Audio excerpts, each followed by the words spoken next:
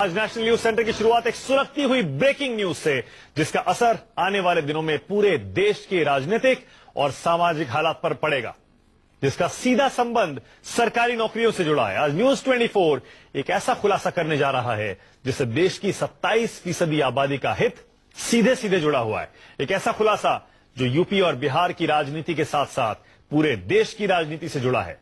मोदी सरकार का ऐसा आदेश जिससे संसद से लेकर सड़क तक हंगामा होना तय है। आपको बताएंगे कैसे एक फैसले से आईएएस की परीक्षा में सेलेक्ट हुए लड़कों पर बेरोजगार होने का खतरा मंडरा रहा है, कैसे आईएएस बने लड़के और लड़कियां दर दर की ठोकरें खा रहे हैं।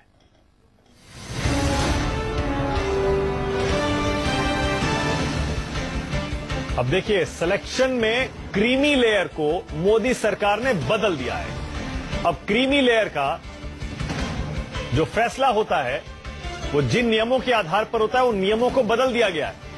यानी कि आईएएस में जो नए छात्र चुने गए हैं, जिनका सिलेक्शन ओबीसी कैटेगरी से हो चुका है, उनका नाम लिस्ट से हटा दिया गया है। 2015 में 314 छात्र आईएएस के चुने गए थे ओबीसी कैटेगरी से, और क्रीमी लेयर पर सरकार ने जो नियम बदले हैं, अब वो बेरोजगार हो गए हैं। देश की सबसे प्रतिष्ठित नौकरी आईएएस में सेलेक्ट होने के बाद कोई अजमेर की दरगाह पर दुआएं मांग रहा है, तो कोई पिछड़ा वर्ग आयोग में अर्जी लगा रहा है, ओबीसी कैटेगरी आयोग में अर्जी लगा रहा है। ओबीसी कैटेगरी में सेलेक्ट हुए कुछ छात्रों का भविष्य अधर में लटक गया है।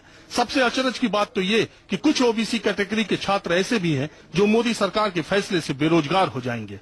हम आपको बताएं कि हुआ क्या है, उससे पहले ये बताते हैं कि पूरा मामला क्या है।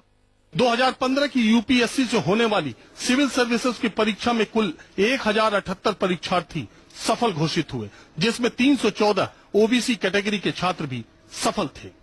यूपीएससी ने सफल हुए छात्रों की लिस्ट केंद्रीय कार्मिक मंत्रालय को सर्विस अलॉटमेंट के लिए भेज दी, जैसा आज तक होता आया है। आईएएस की परीक्षा में सफल हुए ओबीसी कैटेगरी के छात्रों के घर मिठाइयां बटी, ढोल नगाड़े बजे कि उनके बेटे को लाल बत्ती गाड़ी, बंगला, नौकर सब मिलेगा।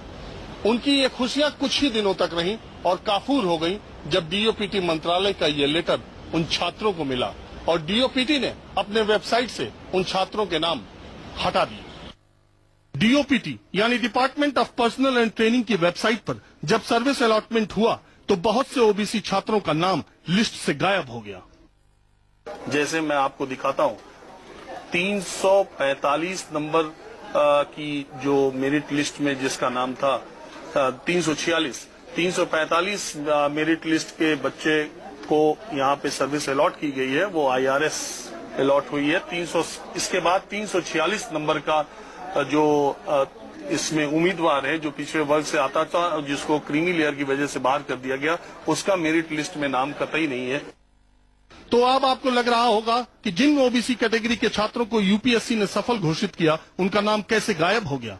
दरअसल मोदी सरकार ने इस बार नई शुरुआत करते हुए ओबीसी कैटेगरी में क्रीमी लेयर की परिभाषा बदल दी है। मोदी सरकार के नए नियम के मुताबिक अब 6 लाख रुपए से ज्यादा सालाना वेतन पाने वाले लोगों को क्रीमी लेयर में रख दिया गया है और उनको आरक्षण का लाभ देने से मना कर दिया।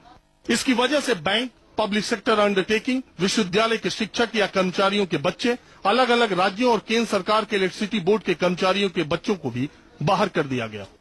जबकि इससे पहले क्रीमी लेयर में सिर्फ संवैधानिक पदों पर बैठे लोगों, सीधे क्लास 1 की नौकरी में नियुक्त अधिकारी या क्लास 2 के माता और पिता दोनों हो, ऐसे बच्चों को क्रीमी लेयर माना जाता था, या ऐसे लोग जिनकी आय वेतन और कृषि आय को छोड़कर 6 लाख रुपए से ज्यादा हो।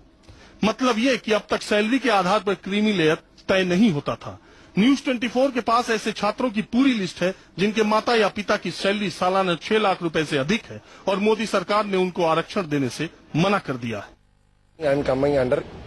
मेरे पिता LIC में नौकरी करते हैं, इसलिए मुझे आरक्षण से बाहर कर दिया गया। मैं IRS होता, नए नियम के चलते मैं बेरोजगार हो गया। Makes me a general candidate.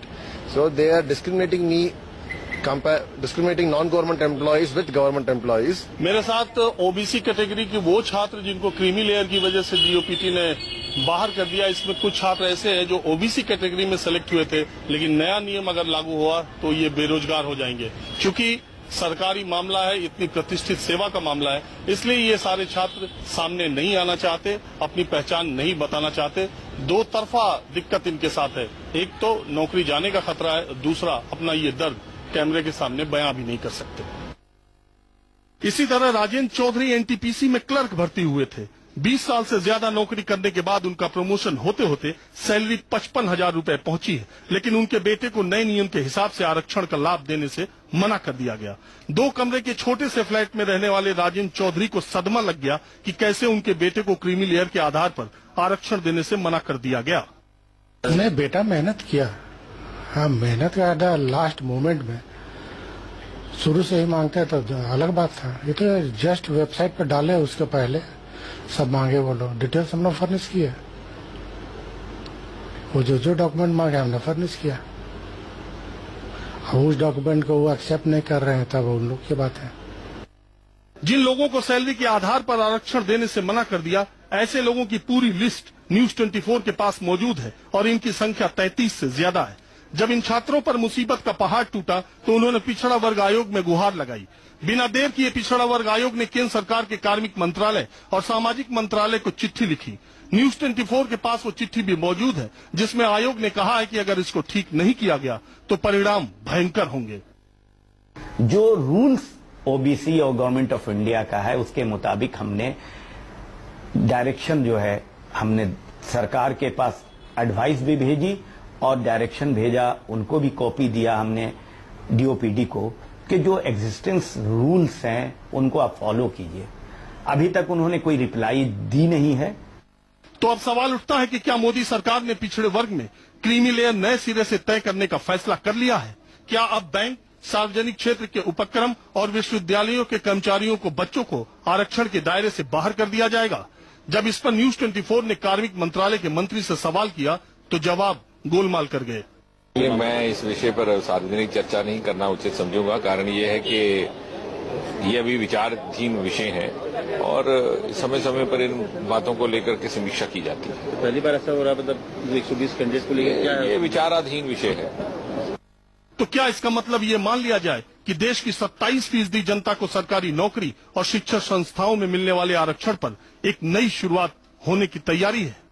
Modi सरकार का ये नया फैसला क्या संघ के इशारे पर लिया गया है? शक इसलिए गहरा जाता है क्योंकि आरएसएस प्रमुख मोहन भागवत ने कई बार ये कहा है कि पिछड़े वर्ग को मिलने वाले आरक्षण की समीक्षा का वक्त आ गया है। तो क्या इस फैसले से नई बहस की शुरुआत हो जाएगी?